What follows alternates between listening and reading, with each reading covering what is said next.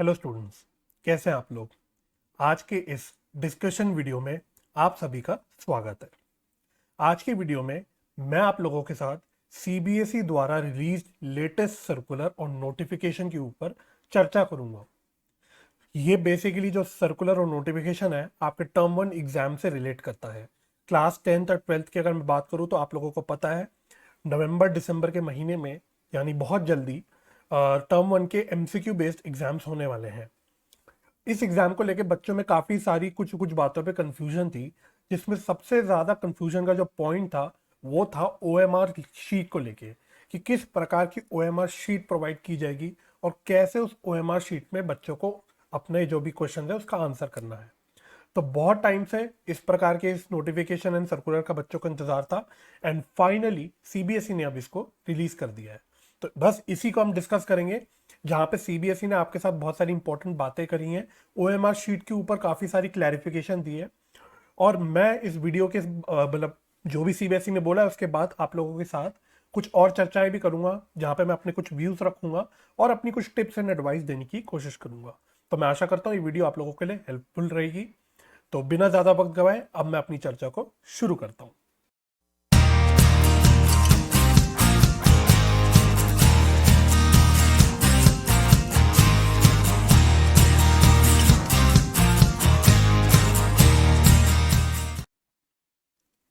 तो जैसा कि आप स्क्रीन पे देख पा रहे होंगे, सीबीएसई ने एक नोटिफिकेशन और एक सर्कुलर रिलीज किया था 6 नवंबर को।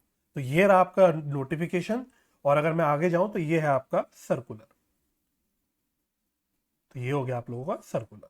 तो सबसे पहले मुझे जो मेजर डिस्कशन करनी है सर्कुलर पे करनी है, लेकिन उससे पहले मैं थोड़ी बहुत इस नोटिफिकेशन की भी डिस्कशन कर लूंगा। इससे पहले मैं शुरू करूँ, आप लोगों के दिमाग में क्वेश्चन आएगा हो सकता है कि कहाँ से हमें मिलेगी ये नोटिफिकेशन या सर्कुलर। तो आप इजीली सीबीएसई की वेबसाइट से इसे एक्सेस कर सकते हैं। तो आप सीबीएसई की वेबसाइट में जाके इसको डाउनलोड कर लेना।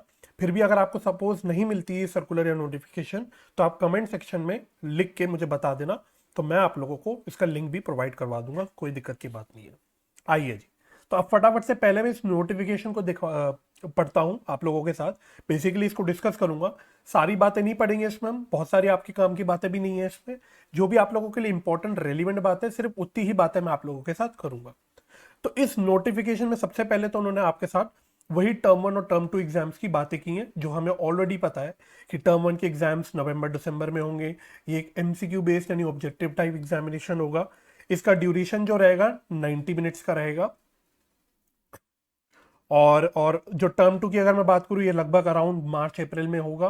मोस्ट प्रोबेबली ये सब्जेक्टिव पेपर होगा आपका, मतलब नॉर्मल जो पहले जिस तरह का पेपर हुआ करता था वैसा होगा, थोड़ा सब्जेक्टिव प्लस एमसीक्यू टाइप का। लेकिन जो फाइनल जो भी फाइनलाइजेशन होगा टर्म टू के एग्जाम्स में, it will depend on the कोविड-19 या pandemic situation during that time. ठीक है, अभी हमें टर्म टू से कोई लेना देना नहीं है। अभी तो हमारे सर पे टर्म वन के एग्जाम्स है, तो हमें सिर्फ टर्म वन के एग्जाम्स के बारे में डिस्कस करना है। तो यही बता रहे हैं भैया कि क्लास 10th के जो एग्जाम्स हैं 17 नवंबर से स्टार्ट हो रहे हैं और क्लास 12 के एग्जाम 16 नवंबर से स्टार्ट हो रहे हैं। बिल्कुल सही बात है, डेट शीट ऑलरेडी रिलीज कर चुका है सीबीएसई, तो आप लोगों को डेट शीट तो पता ही होगी। इसके अलावा उन्होंने क्लास 10th और 12th के सारे सब्जेक्ट्स मेंशन किए, उसके सब्जेक्ट कोड्स मेंशन किए। तो ठीक है, ये ज्यादा इतनी काम की मेरे लिए बात नहीं है। तो ये आप लोग देख सकते हो आराम से, बहुत सारे सब्जेक्ट्स हैं जिसकी कोड्स वगैरह दे रखे हैं। तो मैं इसको स्किप करके आगे बढ़ूंगा। अच्छा, ड्यूरेशन ऑफ एग्जाम हमें ये तो पता है भाई, ड्यूरेशन ऑफ एग्जाम होगा आपका 90 मिनट्स का। 90 मिनट्स यानी 1.5 घंटे का एग्जाम होगा। और जो एग्जाम की टाइमिंग्स रहेंगी वो रहेंगी 11:30 AM onwards. That is 11:30 AM से लेके 1 PM तक कहीं ना कहीं एग्जाम की टाइमिंग्स रहेंगी। तो 10:30 AM की जनरली टाइमिंग रहती है सीबीएसई के एग्जाम्स की, लेकिन ध्यान में रखते हैं कि नवंबर दिसंबर में पीक सर्दी का टाइम है। नॉर्थ इंडिया में स्पेशली काफ़ी अच्छी खासी सर्दी पड़ती है। तो इन सारी चीज़ों को मद्देनजर रखते हुए उन्होंने 1 घंटा आगे बढ़ा दिया आपका एग्जाम का जो स्टार्टिंग टाइम है। तो अब वो 10:30 AM से ना स्टार्ट होकर 11:30 AM से स्टार्ट होगा। तो सीबीएसई ने ये डिसीजन आपके हित में ले रखा है। इसके अलावा 20 मिनट्स का रीडिंग टाइम दिया जाएगा आपको। नॉर्मली सीबीएसई बोल रहा है कि भाई हम 15 मिनट्स का टाइम देते हैं, लेकिन हम आपको 20 मिनट्स का रीडिंग टाइम देंगे। तो अगेन एक और आप लोगों के स्टूडेंट्स के हित में लिया हुआ फैसला कि 20 मिनट्स का आपको रीडिंग टाइम मिलेगा। इसके अलावा अगर कोई पीडब्ल्यूडी जो कैंडिडेट्स होंगे, स्टूडेंट्स होंगे, उन लोगों को एक्स्ट्रा 30 मिनट्स का टाइम देंगे। तो आप बाकी सब मत पढ़ो, पीडब्ल्यूडी कैंडिडेट्स के लिए 30 मिनट का एडिशनल टाइम होगा, यानी कि 1.5 घंटे का पेपर ना होके उन लोगों के लिए 2 घंटे का पेपर होगा। So I can say around 11:30 AM से लेके 1:30 PM तक पीडब्ल्यूडी कैंडिडेट्स का एग्जाम टाइम रहेगा। ध्यान में रखना, रीडिंग टाइम तो सब बच्चों के लिए 20 मिनट्स का है, लेकिन जो एक्स्ट्रा टाइम दे रहे हैं आपको पीडब्ल्यूडी कैंडिडेट्स के लिए, एक आधे घंटे का एक्स्ट्रा टाइम बेसिकली दिया जा रहा है। तो बहुत अच्छी बात है, बिल्कुल करना चाहिए सीबीएसई को ये, तो यहाँ पे कोई दिक्कत की बात नहीं है।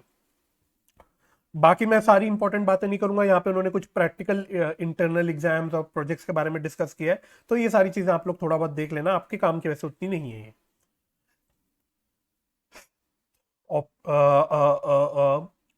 अच्छा, requirement and supply of OMR sheets बोल रहे हैं, तो वो कह रहे हैं कि सीबीएसई कस्टमाइज्ड अपनी ओएमआर शीट्स प्रोवाइड करेगा, तो जिसके ऊपर अभी हम डिटेल में चर्चा करेंगे। तो अभी मैं फिलहाल इसको भी स्किप कर देता हूँ। इवैल्यूएशन ऑफ ओएमआर, वो जो भी सीबीएसई के द्वारा रूल्स जो भी दिए गए होंगे, एसओपीज जो दिए होंगे या इंस्ट्रक्शंस के अकॉर्डिंग आपकी ओएमआर शीट्स चेक होंगी, तो ये भी आप लोगों के लिए काम की बात नहीं है। अच्छा, बहुत सारे बच्चे रफ वर्क को लेके परेशान होते रहते हैं, तो सीबीएसई आपको आराम से रफ वर्क दे रहा है, तो separate sheet will be provided at the examination centre for rough work. तो रफ वर्क के लिए भी आपको शीट्स प्रोवाइडेड होंगी, तो उसकी भी आपको कोई चिंता की बात नहीं है। कोविड को मद्देनजर रखते हुए जो भी कोविड अप्रोप्रिएट गाइडलाइंस इशू होंगी, वो सभी स्टूडेंट्स को फॉलो करनी होगी, सभी कैंडिडेट्स को फॉलो करनी होगी, तो इस बात का बहुत ध्यान रखना है। ठीक है, डिक्लेरेशन ऑफ रिजल्ट, ठीक है, रिजल्ट जब भी डिक्लेयर करेंगे, अभी हमें उसके लिए बात नहीं करनी। तो बेसिकली सीबीएसई आपको तसल्ली दे रहा है कि हम लोग कोविड की सारी चीजों को नजर में रखते हुए चलेंगे, सारी गाइडलाइंस को हम लोग इशू करेंगे और सभी को उन गाइडलाइंस को फॉलो करना होगा, यानी सभी स्टूडेंट्स की सेफ्टी को ध्यान में रख के एग्जाम्स कंडक्ट किए जाएंगे। तो ये बेसिकली इस नोटिफिकेशन में बात थी।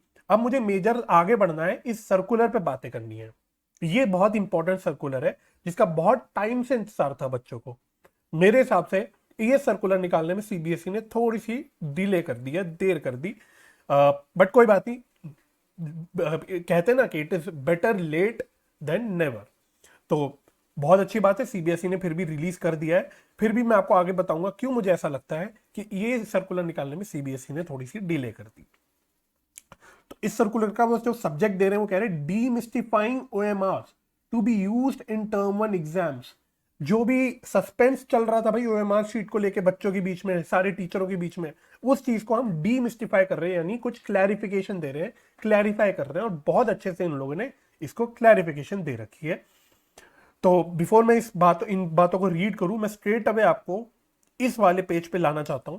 तो ये एक सैंपल ओएमआर शीट है, सीबीएसई का कस्टमाइज्ड ओएमआर शीट है, जो आपके एग्जाम्स में, बोर्ड एग्जाम्स में या टर्म 1 एग्जाम्स में यूज होगा।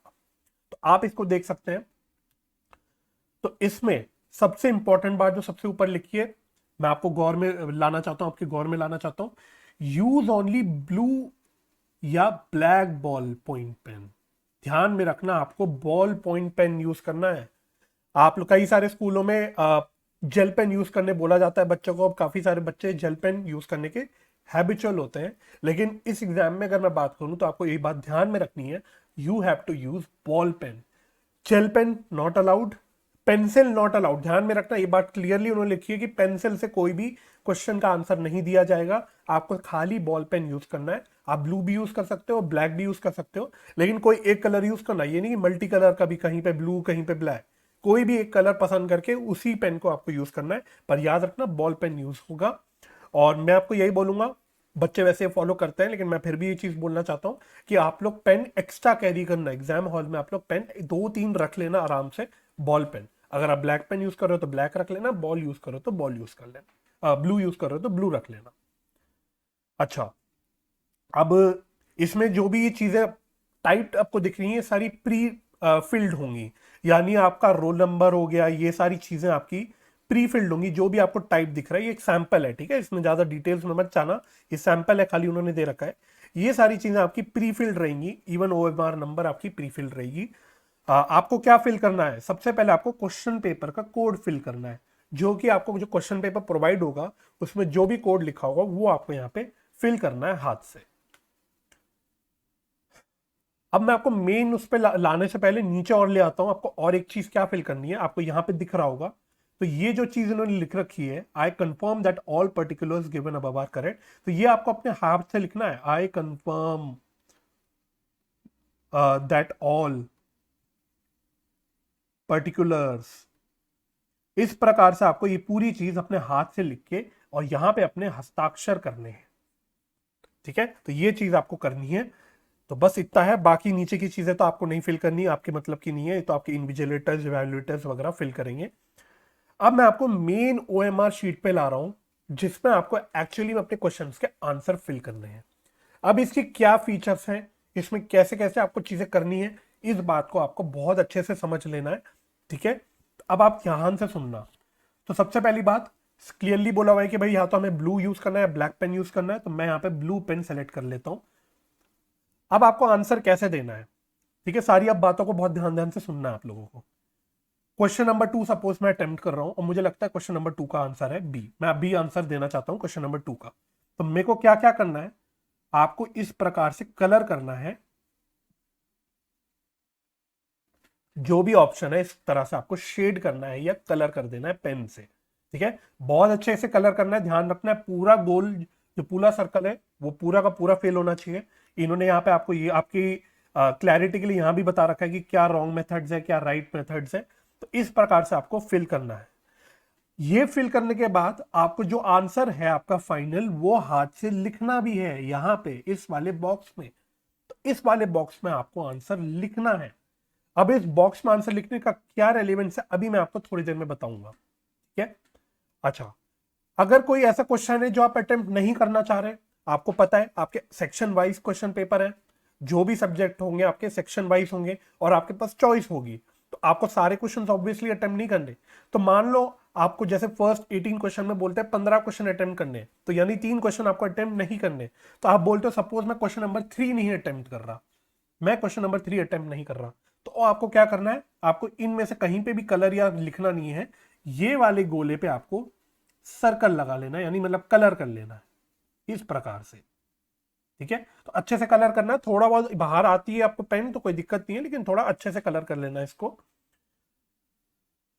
तो यही बात इन्होंने देखो लिखी हुई है, पहले बोला है कि 4 सर्कल में से अपना जो भी आपका ऑप्शन है उसको सर्कल करो, फिर आपको हाथ से राइट करना है रिस्पॉन्स, अपना जो फाइनल आंसर है वो राइट करना है, और अगर जो भी सवाल आप नहीं अटेम्प्ट कर रहे उसको आपको इधर सर्कल कर लेना है। मान लो मैं क्वेश्चन नंबर 5 नहीं अटेम्प्ट कर रहा, तो मैं यहां पे इस प्रकार से इसको कलर कर लूंगा।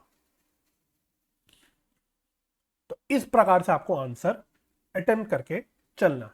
तो ये एक हो गई आपकी पहली बात। अच्छा, दूसरी बात इन्होंने क्या बोल रखा है, भाई जितने आपकी जो पूरी ओएमआर शीट है इसमें टोटल नंबर ऑफ क्वेश्चन जो आएंगे वो प्रिंटेड आएंगे क्वेश्चन नंबर 60 तक। आपको जितने मैक्सिमम क्वेश्चन अटेम्प्ट करने हैं आप खाली उतने करेंगे, उससे ज्यादा नहीं करेंगे। क्या बोलना मैं चाह रहा हूं, मान लो पहले 18 क्वेश्चन में से आपको बोलता है क्वेश्चन कि आपको सिर्फ 15 क्वेश्चन अटेम्प्ट करने हैं। अगर आप मान लो एक्स्ट्रा स्मार्टनेस दिखा के 18 के सारे सारे मतलब 18 क्वेश्चन अटेम्प्ट करके आ जाओ, तो सीबीएसई वाले पहले 15 क्वेश्चन आपके मार्क इवेल्युएट करेंगे और आखिरी के 3 जो भी आपने आंसर दे रखे होंगे उसको वो नहीं इवेल्युएट करेंगे। तो आपको इस बात का ध्यान रखना है, जहां जहां भी बोल रखा है आपके क्वेश्चन पेपर में जो भी इंस्ट्रक्शंस दे रखी है कि फलाना क्वेश्चन नंबर से फलाना क्वेश्चन नंबर तक आपको इतने क्वेश्चन अटेम्प्ट करने हैं, तो आप खाली उतने ही अटेम्प्ट करेंगे, उससे ज्यादा अटेम्प्ट नहीं करेंगे। अगर आप ज्यादा अटेम्प्ट करके आते हो और आपको लगता है कि आपको कुछ एक्स्ट्रा फायदा मिल जाएगा या आपको एक्स्ट्रा मार्क्स मिल जाएंगे, तो ऐसा आपके साथ कुछ भी नहीं होगा। अगर 18 में से आप 18 के 18 अटेम्प्ट करके आ जाते हो तो वो, और आपको करने सिर्फ 15 ही थे, तो सीबीएसई सिर्फ पहले 15 क्वेश्चन आपके चेक करेगा और आखिरी जो 3 क्वेश्चन आपने अटेम्प्ट कर रखे होंगे उसको वो इग्नोर कर देंगे, ठीक है। तो इस बात का आपको ध्यान रखना है। अच्छा, दूसरी बात आपको बहुत केयरफुली एक चीज का ध्यान रखना है। मान लो मुझे लगता है क्वेश्चन नंबर 5 का आंसर है सी, मान लो मुझे लगता है क्वेश्चन नंबर 5 का आंसर है सी, लेकिन मैं जल्दी जल्दी में गलती से क्वेश्चन नंबर 6 के आगे फिल करके आ जाता हूं। मैं क्वेश्चन नंबर 6 के आगे सी फिल कर देता हूं जल्दी जल्दी में। मुझे अटेम्प्ट करना था क्वेश्चन 5, बट मैंने गलती से अटेम्प्ट कर दिया क्वेश्चन नंबर 6। अब मैं सोचता हूं चलो कोई बात नहीं, मैं एक काम करता हूं, इस 6 को काट के मैं यहाँ पे इसको 5 लिख देता हूँ और इस 5 को काट के इसको यहाँ पे 6 लिख देता हूँ। तो कुछ भी इस प्रकार के मैं झोलझाल करता हूँ। तो अगर आप ऐसे झोलझाल करोगे तो वो बिल्कुल नहीं चलेंगे, ठीक है।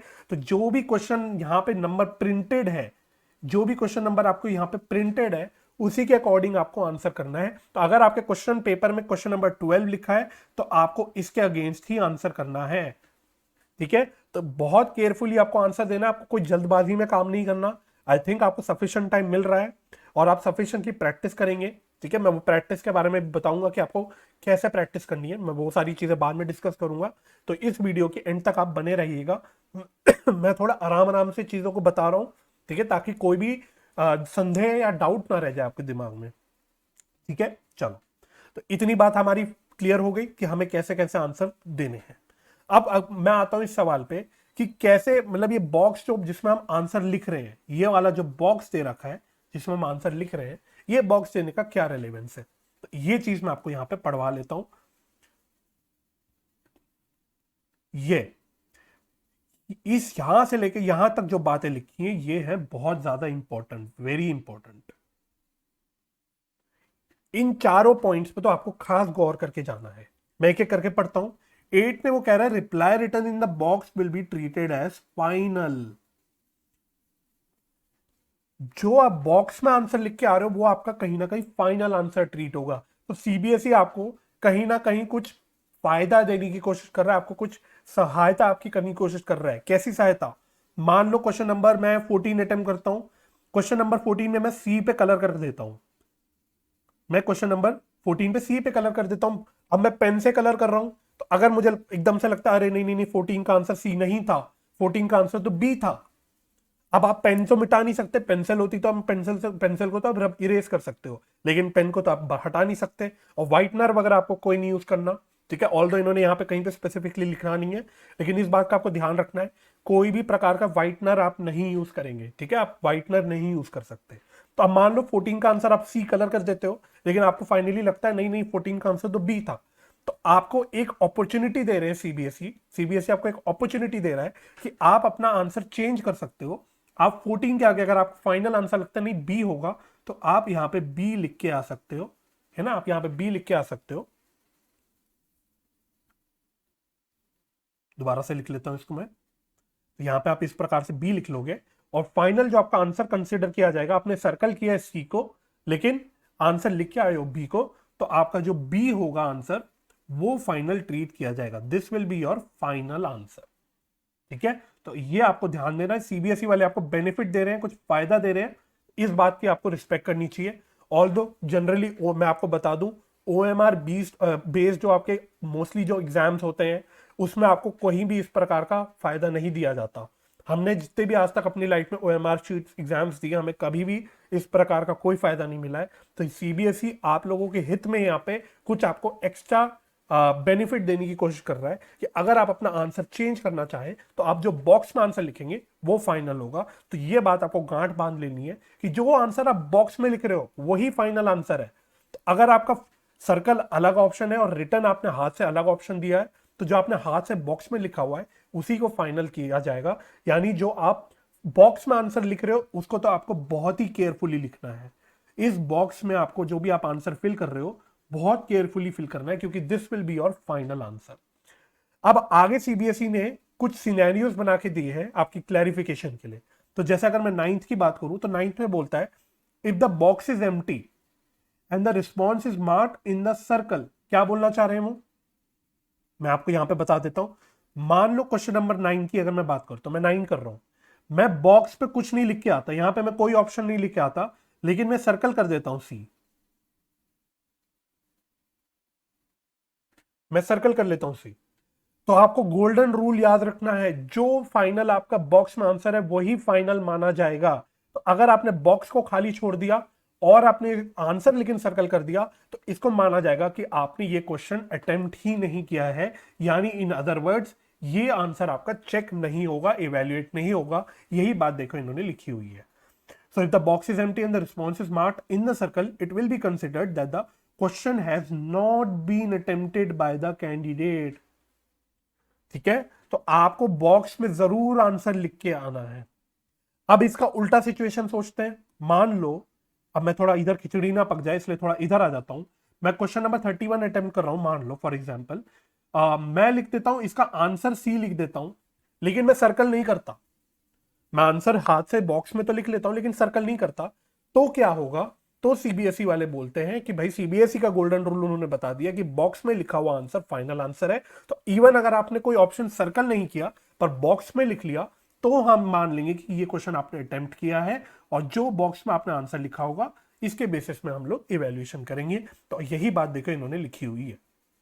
If the box is empty, sorry 10th वाला पढ़ रहा था, if the response is given in a box and the circle is left blank, it will be considered that the question has been attempted by the candidate। ठीक है, तो golden rule क्या बन के आ रहा है, बॉक्स में लिखा हुआ आंसर आपका फाइनल आंसर है, यही आपका गोल्डन रूल है। तो ये 8 वाला जो इन्होंने बता रखा है, this is your golden rule. 11th में क्या कहता है, if all the 3 that is 4 circles box and last circle are left blank, it will be considered that the question has not been attempted. तो बहुत सिंपल बात है, क्या बोल रहा है, 53 क्वेश्चन पे आ जाओ, मान लो 53 क्वेश्चन पे मैं इनमें से कोई भी ऑप्शन सर्कल भी नहीं करता, मैं यहां पे कोई बॉक्स में कोई भी ऑप्शन लिखता भी नहीं, और मैं इसको भी नहीं कुछ सर्कल करता, तो ये माना जाएगा कि क्वेश्चन नंबर 53 अटेम्प्ट नहीं किया गया है।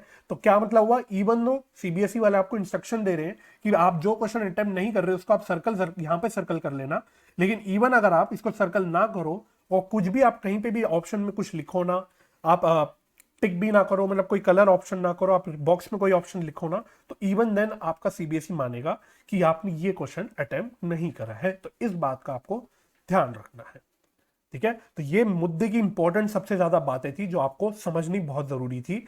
सबसे इंपॉर्टेंट गोल्डन रूल आपको याद रखना है, बॉक्स में लिखा हुआ आंसर आपका फाइनल आंसर है। दूसरी बात, जो क्वेश्चन पेपर में क्वेश्चन नंबर मार्क्ड है और यहां पे जो प्रिंटेड क्वेश्चन नंबर है इसी के अगेंस्ट आपको आंसर करना है, यहां आप अपनी तरफ से कोई मॉडिफिकेशन नहीं कर सकते। दैट मींस आपको बहुत केयरफुली देखना है कि आप कौन से ऑप्शन के, कौन से क्वेश्चन नंबर के अगेंस्ट अपना आंसर डाल रहे हो, फिल कर रहे हो, लिख रहे हो। तो इस बात का आपको बहुत गौर करना है। अब मैं आपको अपनी तरफ से ये सारी बातें करके मैं अपनी तरफ से कुछ अपनी व्यूज और आपको कुछ एडवाइस भी देना चाहूंगा before I and this video. मेरी एडवाइस ये रहेगी, इवन दो सीबीएसई आपको अपॉर्चुनिटी दे रहा है आपका आंसर चेंज करने की, कि अगर आपने सर्कल गलत कर दिया और आप लिखना कोई और चाहते हो तो वो आपको अपॉर्चुनिटी दे रहा है कि आप बॉक्स में अपना आंसर बदल सकते हो। मेरा आपकी तरफ से एडवाइस, अपनी तरफ से ये एडवाइस रहेगा कि आप ऐसी सिचुएशन आने ही मत देना। दैट मीन्स आप प्लीज ध्यान रखना अपनी तरफ से कि भाई बिल्कुल सारी चीजें सही सही मैच होके चले, कि अगर जो ऑप्शन कलर आप कर रहे हो वही ऑप्शन आप यहां पे लिख के आओ, है ना। तो बहुत केयरफुली आप लोग लिखना, आप लोग करना, जो ऑप्शन आप यहां पे कलर कर रहे हो वही ऑप्शन लिख के आना, और जो क्वेश्चन आप अटेम्प्ट नहीं कर रहे उसको यहां पे जरूर मार्क करके आना, शेड करके आना। तो अपनी तरफ से पूरी कोशिश करना कि आपको आंसर चेंज करने की जरूरत ना पड़ रही, मैं ये बोलना चाहता हूं। ठीक है, चीजों को 100% परफेक्ट रखना अपनी तरफ से। आप लोग कोई स्कोप मत छोड़ देना कि आपकी चेकिंग में कुछ गड़बड़ हो जाए, आपकी मार्क्स आने में कुछ गड़बड़ हो जाए, किसी प्रकार की कुछ मिस्टेक हो जाए, कंफ्यूजन हो जाए, आपकी तरफ ऐसी कोई भी सिचुएशन नहीं आनी चाहिए। तो इसको मेक श्योर आपको करके चलना है। इसके लिए आपको कैसे करना है, तो मैं आपको क्या एडवाइस दूंगा, अगर ये पेपर मैं दे रहा होता तो मैं क्या करता, जो रफ शीट आपको दिए जा रही है, अगर सपोज मुझे लगता है कि मैं क्वेश्चन नंबर 40 में अभी अटेम्प्ट नहीं कर रहा, मैं अभी इसको बाद में देखना चाहता हूं, तो मेरे को जो रफ शीट मिलेगी उस रफ शीट में मैं ऐसे क्वेश्चन को मार्क करते हुए चलूंगा, ताकि मैं इंश्योर कर लूं कि कोई भी क्वेश्चन मुझसे छूट ना जाए। तो कोई भी क्वेश्चन मैंने हो सकता है बाद के लिए छोड़ दिया हो, या कोई क्वेश्चन मुझे लगता है कि मैं एंड में देखूंगा, बाद में देखूंगा, तो रफ में आप उसको कहीं ना कहीं नोट करते हुए जाना, अपनी सहूलियत के लिए, अपनी तसल्ली के लिए। ठीक है, और आपको इस ओएमआर शीट में प्रैक्टिस कर लेनी है। अब ये मेरा व्यू पॉइंट था जो मैं पहले भी बोल रहा था कि सीबीएसई ने ये ओएमआर शीट निकालने में थोड़ी देर कर दी मेरे हिसाब से। Ideally they should have release this 20-25 days या 1 मंथ अगो। आपके स्कूल के प्री बोर्ड से पहले इनको ये रिलीज कर देना चाहिए था, ताकि आपके स्कूल के प्री बोर्ड्स भी अकॉर्डिंगली इसी प्रकार की ओएमआर शीट पे हो पाए और आपकी अच्छे से प्रैक्टिस हो पाए, है ना। तो कोई बात नहीं, कोई दिक्कत की बात नहीं, कोई नुकसान नहीं हुआ है, अभी भी आपके पास टाइम है। अब मैं आपसे ये रिक्वेस्ट करूंगा या ये एडवाइस दूंगा कि आप फ्यूचर में आप जो भी अपने आप से सैंपल पेपर सॉल्व कर रहे हो या प्रैक्टिस कर रहे हो, आप इस वाली ओएमआर शीट की प्रिंट आउट्स निकाल लो, बहुत सारी इस वाली ओएमआर शीट की प्रिंट आउट्स निकाल लो, और आप जो भी सीबीएसई के मतलब सैंपल पेपर सॉल्व करो, जो भी अपनी तरफ से प्रैक्टिस के लिए पेपर सॉल्व करो, आप इसी ओएमआर शीट में फिल करो, बिल्कुल ऐसे जैसे आप एग्जाम में बैठ के दे रहे हो, ठीक वैसे ही आप लोग करके चलो, ताकि आपकी अच्छे से प्रैक्टिस हो जाए और आपको कोई एक्स्ट्रा एफर्ट्स ना लगे, एक्चुअल एग्जाम हॉल में बैठ के आपको कोई एक्स्ट्रा एफर्ट्स ना फील होए कि आपको चीजें बहुत ध्यान से करनी पड़ रही हैं। तो मेरी तरफ से ये एडवाइस रहेगी, ठीक है। तो आप इसका प्रिंट आउट निकाल लो आराम से कई सारे, और आप इसी में, मैं सारे सब्जेक्ट्स की बात कर रहा हूँ, इरिस्पेक्टिव आप कोई भी सब्जेक्ट कर रहे हो, है ना। मेरा अकाउंट्स का सब्जेक्ट रहता है, लेकिन मैं यहाँ पे ओवरऑल डिस्कशन कर रहा हूँ। इरिस्पेक्टिव आप कोई भी सब्जेक्ट हो, इरिस्पेक्टिव आप 12th क्लास के हो या 10th क्लास के हो, आपको यही एक स्ट्रैटेजी फॉलो करनी है। सबसे पहली बात, अपनी सेल्फ प्रैक्टिस के लिए आप इसकी प्रिंट आउट निकाल के सारे क्वेश्चंस जो भी आप पेपर्स वगैरह सॉल्व कर रहे हो, इसी ओएमआर शीट पे सॉल्व करो। बॉल पेन खरीद लो, अगर आपके पास बॉल पेन नहीं है तो खरीद लो, और नहीं तो है तो बॉल पेन से इसको सॉल्व करो, ठीक जैसे आप एग्जाम हॉल में बैठ के कर रहे हो। तो ये मेरी तरफ से आप लोगों को एक एडवाइस रहेगी। और मैं दोबारा बोल लेता हूं, इवन दो सीबीएसई वाले आपको अपॉर्चुनिटी दे रहे हैं आपका आंसर चेंज करने की, लेकिन आप अपनी प्रैक्टिस इतने अच्छे से करके चलो कि आपकी ऐसी कोई सिचुएशन आए ना कि आपको अपना आंसर चेंज करना पड़ रहा है। यानी कि आप जो ऑप्शन सर्कल कर रहे हो, सही सही उसी को सर्कल करो। अगर आपको किसी क्वेश्चन में भी डाउट हो रहा है तो आप छोड़ दो उसको। किसी क्वेश्चन में अगर आपको डाउट है, अभी लग रहा है कि अभी मैं श्योर नहीं हो पा रहा या हो पा रही, तो उस क्वेश्चन को छोड़ के अपने रफ पेपर जो आपको मिला हुआ है उसमें कहीं पे नोट करते हुए चलना कि ये क्वेश्चन मैंने अभी छोड़ रखे हैं, या इस क्वेश्चन को अभी मैं लास्ट में देखूंगा। तो मेक श्योर करो कि आपका आंसर चेंज ना हो, जो आंसर आप कर रहे हो सर्कल उसी को लिख के आओ। जस्ट आपको मैं सेफ्टी साइड में रखना चाहता हूं, आपके साथ कोई धोखा ना हो जाए, कोई मिस्टेक ना हो जाए, आपकी पेपर चेकिंग में कुछ गड़बड़ ना हो जाए। तो ये मेक श्योर करने के लिए मैं आपको बोल रहा हूं कि आप इतनी अच्छे से प्रैक्टिस करो कि आपके लिए ऐसी कोई सिचुएशन ना आए। तो बस यही बातें मुझे आप लोगों के साथ डिस्कस करनी थी। तो अगर आपको ये वीडियो हेल्पफुल लगी हो तो इस वीडियो को जरूर लाइक कर दीजिएगा, मेरे चैनल को सब्सक्राइब कर दीजिएगा, अपने दोस्तों के साथ इस वीडियो को शेयर जरूर कर देना, ताकि उन लोगों को भी ये क्लैरिफिकेशन सारी चीजों की मिल जाए। और अगर आपने अभी तक चैनल सब्सक्राइब नहीं किया है और आपको ऐसी वीडियोस हेल्पफुल लगती हैं तो चैनल सब्सक्राइब कर दो, बेल आइकन को प्रेस कर दो, ताकि फ्यूचर में जो भी मैं वीडियोस अपलोड करूं उसकी नोटिफिकेशन आप लोगों के पास आ जाए। तो मेरी इस वीडियो को यहां तक देखने के लिए बहुत बहुत धन्यवाद। अपना ख्याल रखें, अपने परिवार का ख्याल रखें, हंसी खुशी रहें, एक दूसरे की मदद करते रहें और पॉजिटिव माइंडसेट से पढ़ाई करते रहें। मैं बहुत जल्दी आपसे इसी प्रकार की एक और वीडियो में मिलूंगा। तब तक के लिए bye bye and take care.